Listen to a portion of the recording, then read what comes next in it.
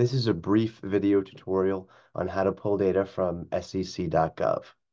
So if you go up to the top and we just type in sec.gov in the URL, you'll come to the home page. Under Filings in the top ribbon, you could choose Company Filing Search. From there, you can either type the full name of the company or its ticker symbol. In our case, we'll use MSFT for Microsoft. On the right, you'll be given a selection of filings you could choose from. In this case, we're going to look for the 10K, so we're going to expand it.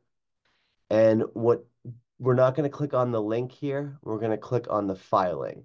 But in our case, we're looking for the 10K, so we're going to click on the filing to the right of the 10K. And then we'll see a button, a blue button for interactive data. Click on this. And finally, to put the output in our Excel document, we're going to say View Excel Document.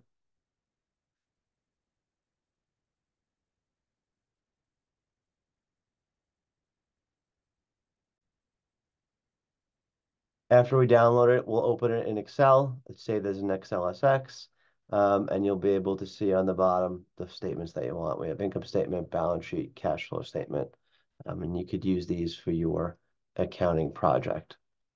In future videos, we'll look at how to create quick ratios for each of the companies.